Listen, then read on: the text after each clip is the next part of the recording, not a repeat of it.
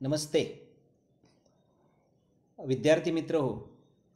बी ए भाग 3 मराठी या विषयावरती आपण गेली कित्येक दिवस वेगवेगळ्या माध्यमातून दोन्ही पेपरचे जे काही गोष्टी आहेत त्या तुमच्यासमोर ठेवलेल्या आहेत.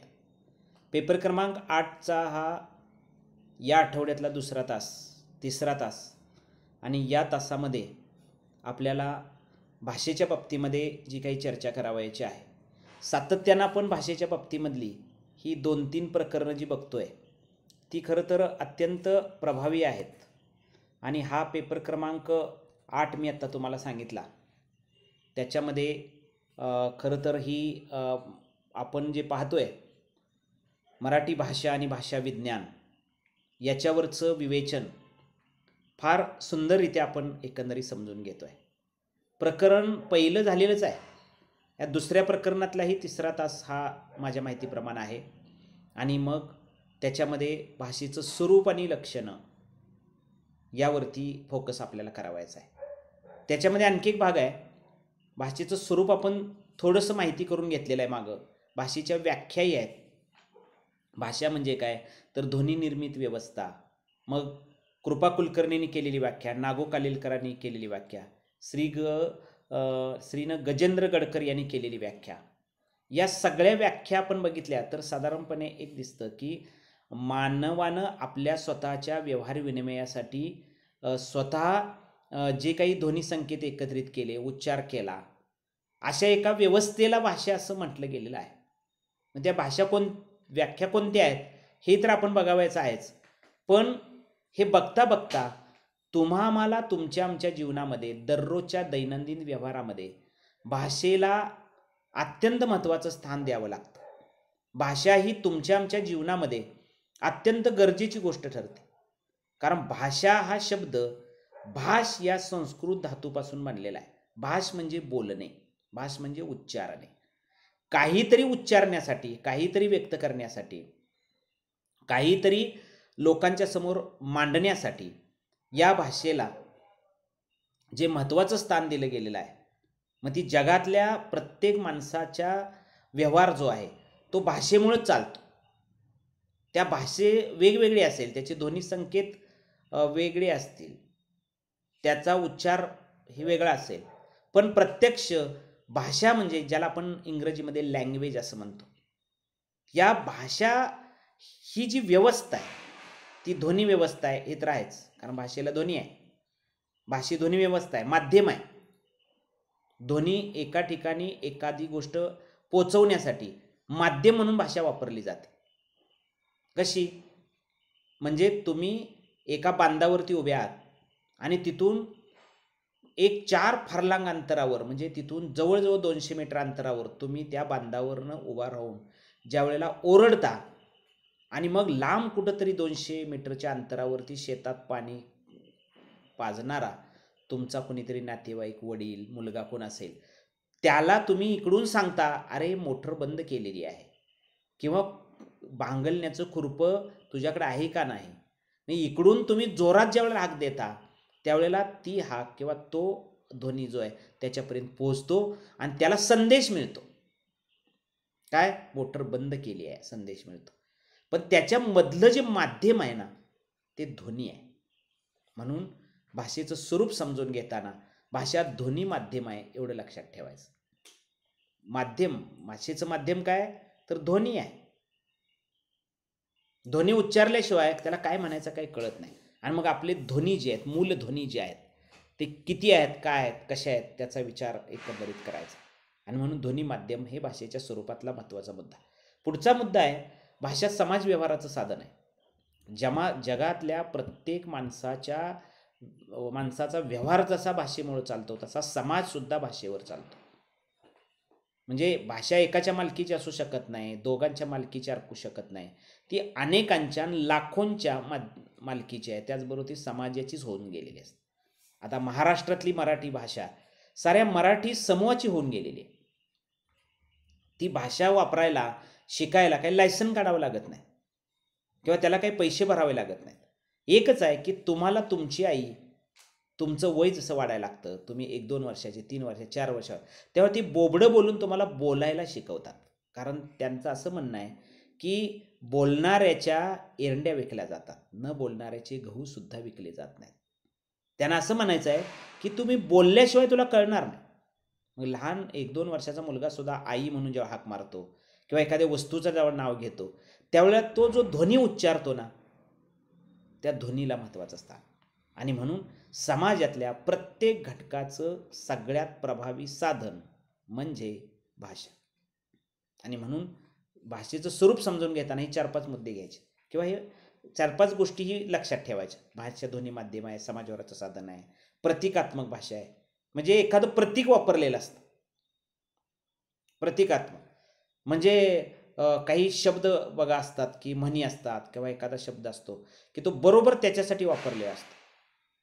प्रतीक, प्रतीक म्हणजे काय, एक निर्देशीय अर्थानं किंवा त्या अर्थानं त्याचा वापर, म्हणजे काहीतरी प्रतीक वापरून काहीतरी विशिष्ट नावानिशी त्याला ओळखलं एकंदरीत जातं. पुन्हा संकेतबद्ध तर भाषाच आहे. पुढचा 5-4था मुद्दा, संकेत देण्याचं काम भाषा करते.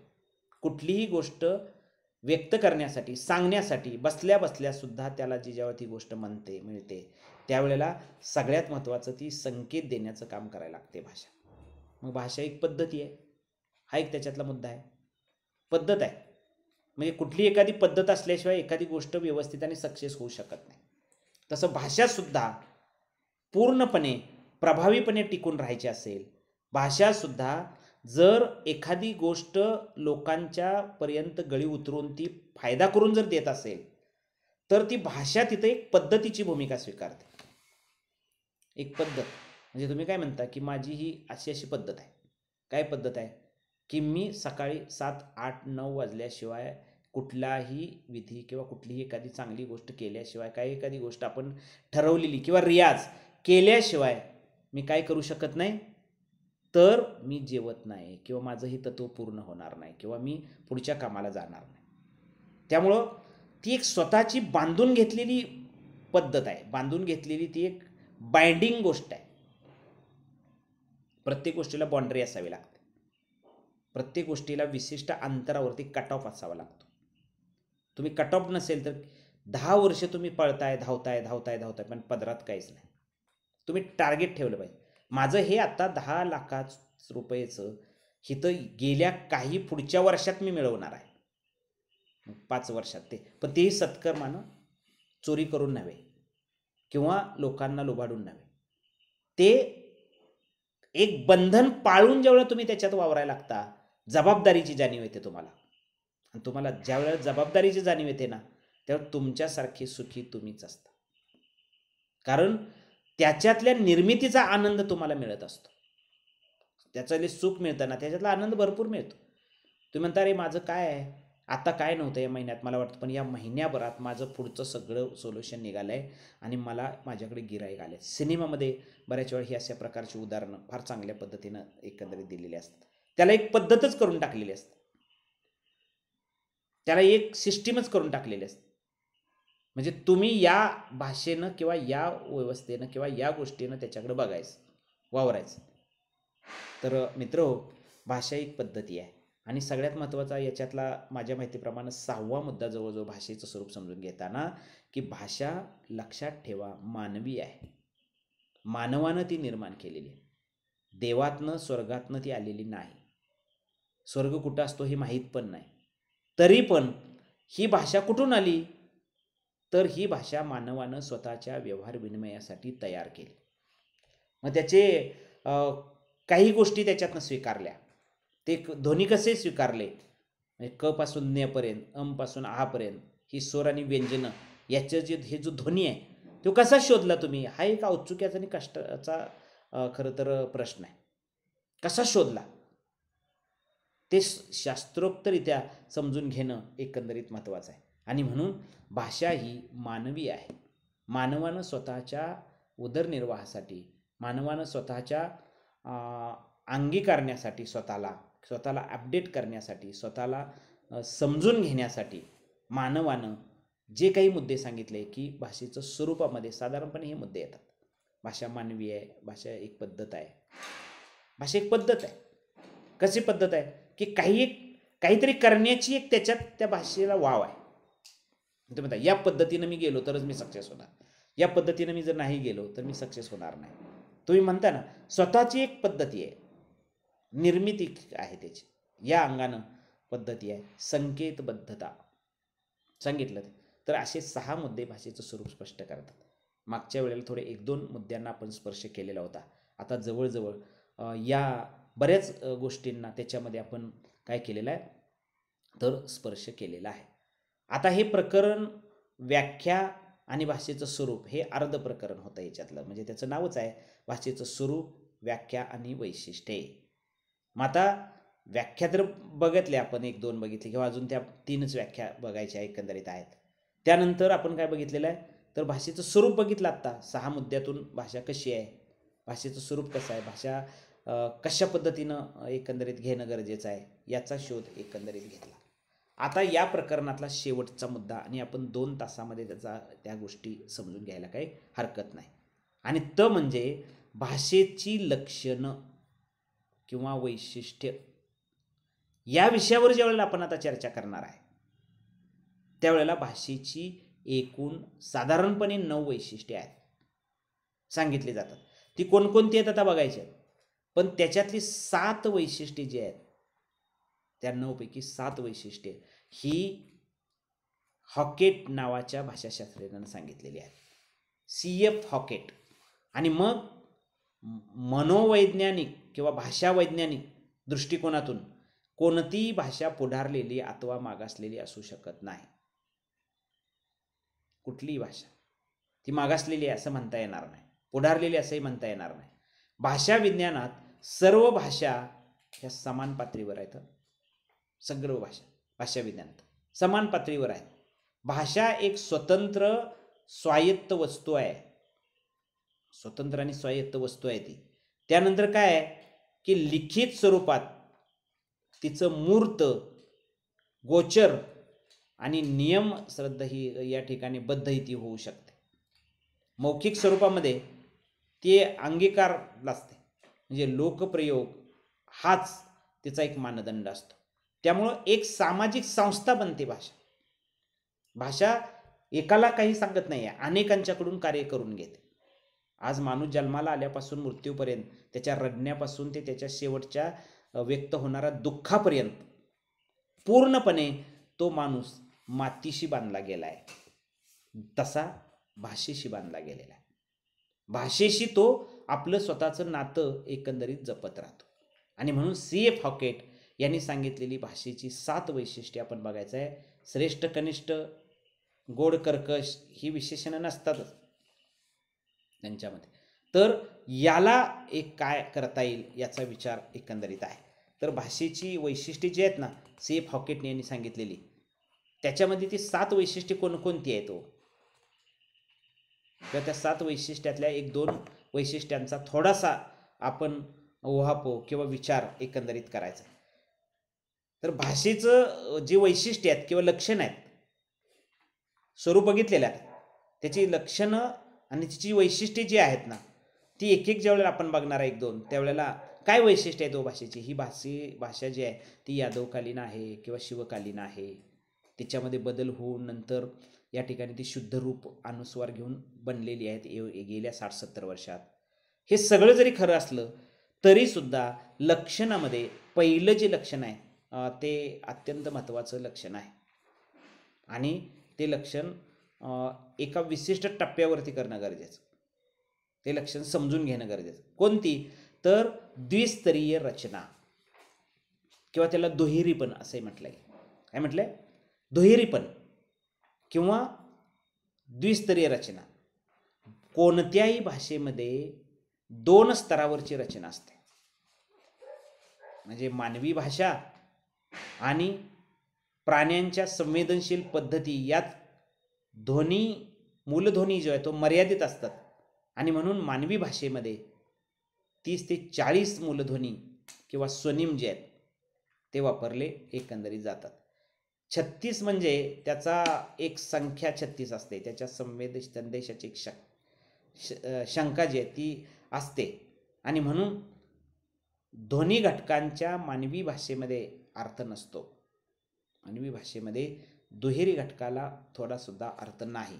आणि म्हणून स्वर आणि व्यंजनं एवढ्या भांडवलावरती मराठी भाषेच्या बाबतीतला विचार कसा समजून घ्यावायचा आहे, तो कसा लोकांच्यापर्यंत पोचवायचा आहे, कसा तो या ठिकाणी आपल्याला नवीन प्रेरणा सातत्यानं देत राहील, या सर्व गोष्टींचं विवेचन जे आहे ते सातत्यानं एकंदरीत होत असतं. आणि म्हणून भाषेतलं सगळं महत्त्वाचं पहिल्याच 7 वैशिष्ट्ये हॉकेटनं सांगितले आणि दुसरी 2 आहेत, अशी 9 वैशिष्ट्ये एकूण भाषेची जी आहेत ती या ठिकाणी इथं तपासली गेलेली आहे. त्याच्यातला पहिला जे लक्षण आहे ते द्विस्तरीय रचना, किंवा त्याला इथं सिलेबसमध्ये दुहेरीपण असं म्हटलेलं आहे. कोणत्याही भाषेला 2 स्तर असतात. जसं एखाद्या म्हणतो आपण की या पाकळाला पक्षाला 2 स्तर आहेत. ह्याचा वरचा एक असा स्तर आहे आणि खालचा बघणारा प्रेक्षकाचा एक स्तर आहे. या द्विस्तरीय रचना म्हणजे नक्की काय, तर मानवी भाषा आणि इतर प्राण्यांच्या संदेशाची भाषा याच्यामध्ये मूलध्वनी मर्यादित असतात. काय, मानवी भाषेमध्ये 30 ते 40 मूलध्वनी असतात. मूलध्वनी म्हणजे स्वनिम वापरले जातात.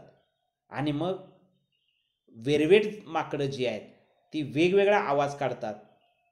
वेरवेट माकडांची मूलध्वनी 36 म्हणजे त्याच्या संवेदना क्षमता 36 असते. म्हणजे या अंगानं त्याचा विचार. तर सुट्या ध्वनी घटकांच्या मानवी भाषेमध्ये अर्थ काही नसतो. सुटे मूलध्वनी आहेत का नाही, त्याला जर तुम्ही कोड काढली किंवा त्याला जर तुम्ही डिवसलं किंवा त्याला जर तुम्ही त्याच्या जवळ घेऊन त्याला जर उल्लेख केला तर कदाचित त्याच्यामध्ये तुम्हाला त्यांचा तो प्रत्यय आहे तो एकंदरीत येऊन जाईल. आणि म्हणून सुट्ट्या ध्वनींना मानवी भाषेमध्ये अर्थ नाही. कसं आहे, उदाहरणार्थ ह अधिक आ अधिक त अधिक हा शब्द काय सांगून जातो, तर हात. मग हात शब्द ज्या वेळेला सांगून जातो ना, त्यावेळेला अर्थहीन ध्वनीची जुळणी झाली की हात हा शब्द अर्थपूर्ण बनतो. आणि म्हणून मानवी भाषेमध्ये मूलध्वनी घटकांचा मर्यादित साठा हा भाषेचा पहिला स्तर. मानवी भाषेमध्ये हे जे बाराखडे व्यंजन आहेत, ही जी मूलध्वनी आहेत, त्यांचा ठराविक साठा म्हणजे 40 ते 42 असे आहे. तो मर्यादित साठा म्हणजे भाषेचा पहिला स्तर. विलक्षण भाषे द्विस्तरीय रचना 2 स्तरावर. तर त्याचा पहिला मुद्दा जो आहे तो मी आता हा सांगितलेला.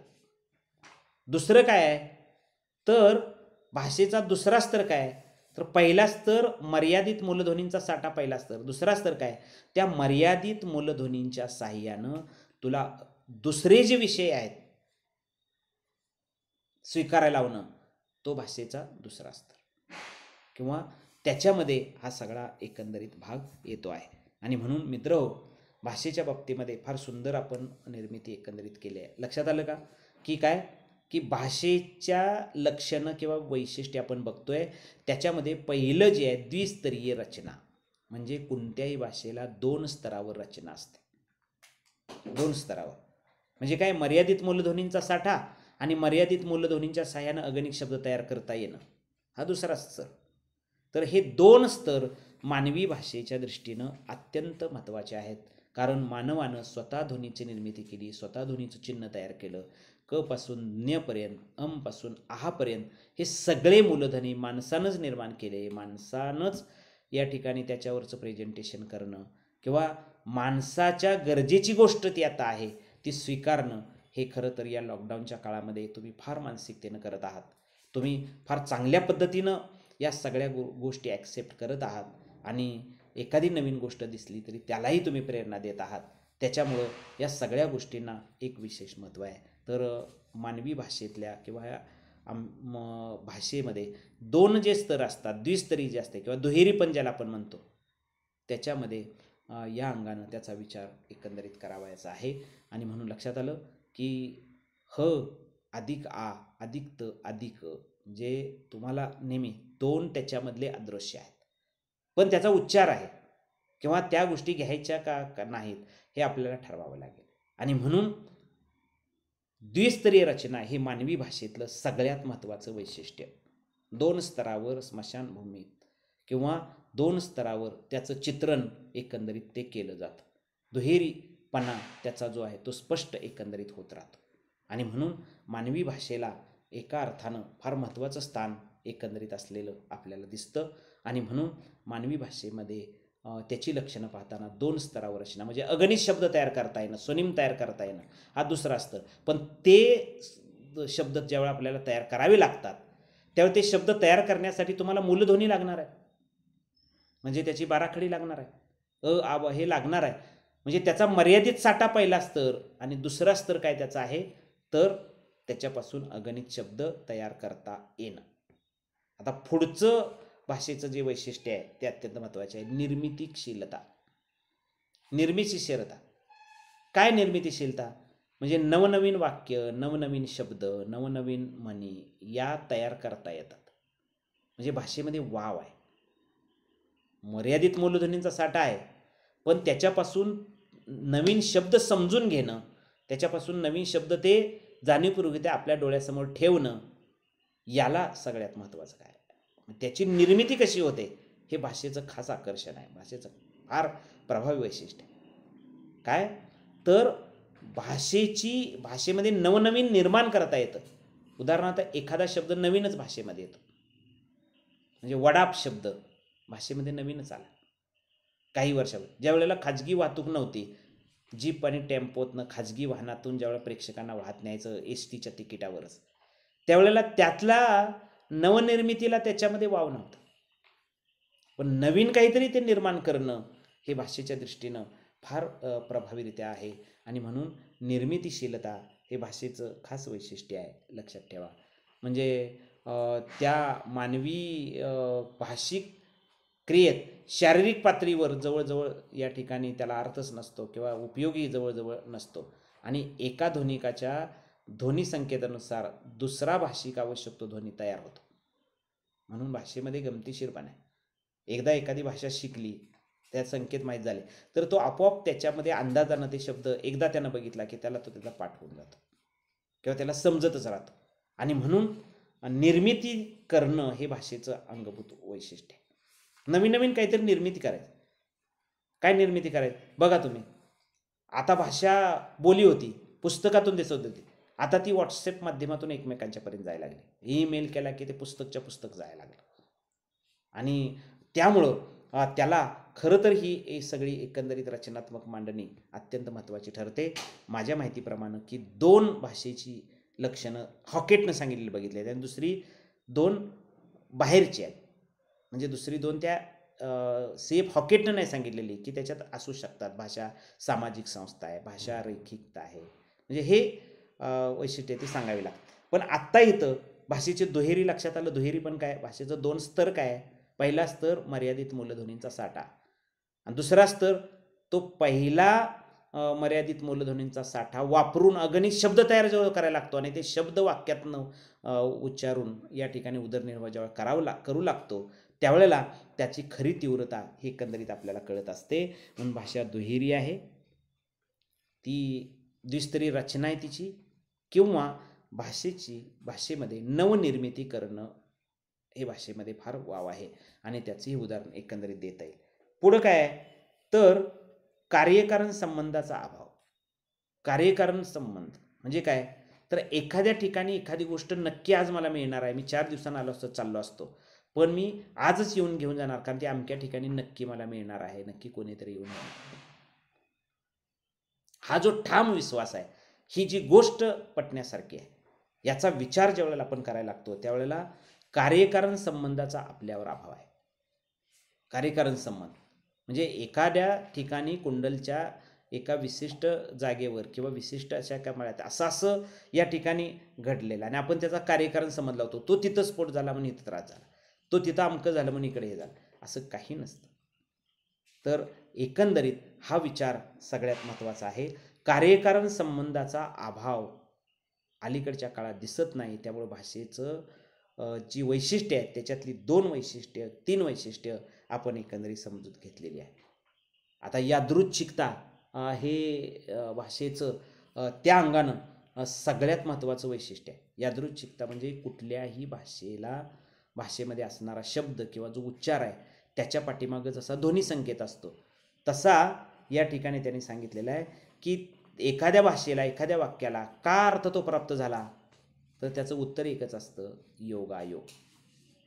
म्हणजे गावातल्या एखाद्या व्यक्तीनं ती गोष्ट केली असेल तर त्याच्यापेक्षा मला चांगली येऊ शकते, कारण योगायोगानं ती आलेली. नाहीतर काही न करता तिथं तुम्ही जिथं थांबलेला तिथं सुद्धा तुम्हाला कोणी आणू देणार.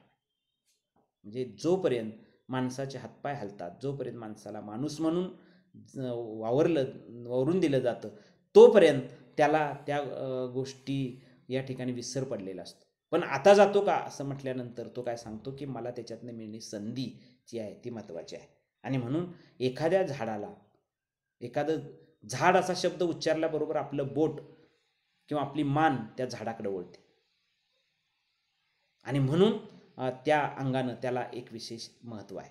आणि म्हणून भाषेच्या वैशिष्ट्य. आणि मग त्या शब्दाला ज्यावेळेला अर्थ प्राप्त झालेला असतो तेव्हा त्याची उत्पत्ती मिळत नाही, तेव्हा तो कशासाठी तयार झाला, कासाठी तयार झाला हे जेव्हा सांगितलं गेलं त्यावेळेला त्याला यादृच्छिकता असं म्हटलं गेलं. म्हणजे कोणत्याही भाषेमध्ये त्या वस्तूला किंवा त्या सजीव गोष्टीला त्याला जो अर्थ प्राप्त झालेला असतो तो महत्त्वाचा. अर्थप्राप्तीला सगळ्यात जास्त महत्त्व. म्हणून यादृच्छिकता या शब्दाचा अर्थ योगायोगाने जुळले, योगायोगा. आणि म्हणून कुठल्याही शब्द जो आहे किंवा कुठल्याही एखाद्या वस्तूला जे नाव पडलेलं असतं ते योगायोगानं पडलेलं असतं. म्हणून यादृच्छिकता भाषेमध्ये वाव आहे. यादृच्छिकतेला भाषेमध्ये निर्मितीशीलता वाव आहे. कार्यकारण संबंध ठेवायचा ही भाषेमध्ये तिला वाव आहे. तर अशाच पद्धतीनं आपण या सर्व गोष्टींचा विचार करून टप्प्यानं पुढं जाणार आहोत. अजूनही 3-4 वैशिष्ट्ये आहेत, काही समाजानं सांगितलेली आहेत महाराष्ट्रामधल्या, आणि ती वैशिष्ट्येही त्या ठिकाणी एकंदरीत आपल्याला घ्यायची आहेत. भाषा सामाजिक संस्था आणि भाषा म्हणजे काय म्हणतो आपण त्याला की त्याचं एक वेगळं रूप आपल्याला या टप्प्यावरती एकंदरीत बघायला मिळणार आहे. काही वैशिष्ट्ये जी आहेत ती आपण पाहिलेली आहेत. अजून ही लक्षणं किंवा ही वैशिष्ट्य पुढच्या टप्प्यालाही आपल्याला एकंदरीत बघायची आहेत आणि आपण नक्की ती बघाल अशी आशा मला नक्की वाटते. फार चांगलं वैशिष्ट्ये आहेत. म्हणजे आदलाबदल, भाषेमध्ये आदलाबदल करण्याची संधी आहे. भाषेमध्ये विशिष्टीकरण आहे, इतरांच्याकडे नसेल ते भाषेमध्ये येऊ शकतं. त्यानंतर काय सांस्कृतिक संक्रमण आहे, म्हणजे एक पिढी दुसऱ्या पिढीकडं कल्चरल किंवा सांस्कृतिक सातत्यानं देत राहते. तर या गोष्टींचा संपूर्ण विचार करून आपण हा अभ्यास एकंदरीत करतोय.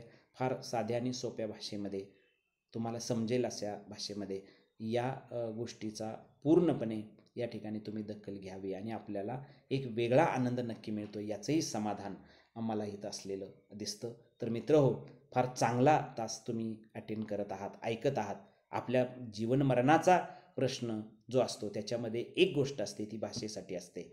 आणि मग भाषेमधला संवाद आणि तिथलं जगणं हे फार चांगल्या पद्धतीनं आपण एकंदरीत समजून घेऊ शकतो. तर भाषेची वैशिष्ट्ये झाली की हे दुसरंही प्रकरण संपणार आहे आणि मग 2 प्रकरणं 15 या महिन्यामध्ये आपल्याला संपतील. पुढची साधारणपणे 1-2 प्रकरणं आहेत, तीही कशी आहेत याचाही विचार एकंदरीत स्वीकारू आणि मग भाषेचा हा संपूर्ण विचार, तिची वैशिष्ट्य आता आपण पाहिलेली आहेत. यानंतर पुढच्या तासाला याच्यातलीच वैशिष्ट्य आपण स्वीकारून पुढे जाऊया. धन्यवाद.